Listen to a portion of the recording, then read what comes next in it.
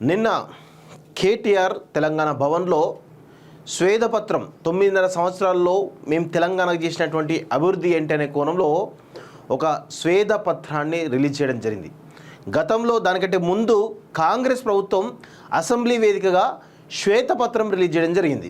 So ఎందుకు అంటే గత 9.5 సంవత్సరాలుగా ఇక్కడ ఆర్థిక విధ్వంసం జరిగింది, అప్పులు పెద్ద ఎత్తున జరిగినాయి, దాదాపు 6.5 లక్షల కోట్ల అప్పు జరిగినాయని చెప్పేసి కూడా పెద్ద ఎత్తున ప్రతి ఇన్ఫర్మేషన్ కూడా ఈరోజు ప్రజల ముందు ఉంచేటువంటి ప్రయత్నం చేయడం జరిగింది.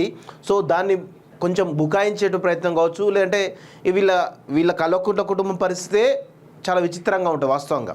ఎందుకు అంటే ప్రజలు చాలా విధాలుగా ఈరోజు 9.5 సంవత్సరాల్లో ఇక్కడ ఒక నియంత పోకడలను చూసి ఈరోజు అది భరించలేక తెలంగాణ ప్రజలు ఒక రకమైనటువంటి మార్పును కోరుకున్నారు.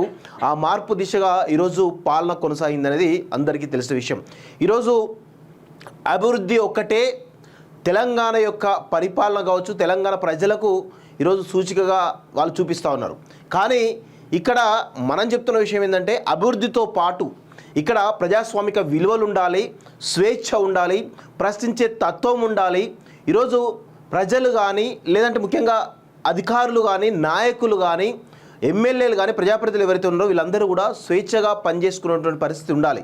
కానీ ఈరోజు అభివృద్ధి మాటున ఈరోజు అభివృద్ధి చేసే తక్కువ కానీ అభివృద్ధి చేస్తున్నాం చెప్పేసి ఒక అద్దాల మేడలు చూపించి ఈరోజు ప్రజలను మైమర్పించేటువంటి ప్రయత్నం చేసింది ఈరోజు కల్వకుంట్ల కుటుంబం వాస్తవంగా.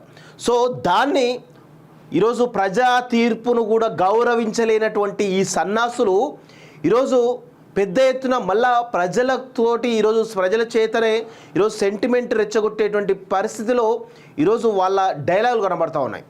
నిజంగా కూడా ఇంకా వీళ్ళు అధికారం పోయినా ప్రజలు ఓటు అనేటువంటి ఆయుధంతో చెప్పు దెబ్బ కొట్టినా కానీ ఇంకా బుద్ధి రానటువంటి సన్నాసులు ఈ యొక్క కల్వకుంట్ల కుటుంబం అనే విషయం మనందరం కూడా గుర్తుపెట్టుకోవాలి మిత్రులారా.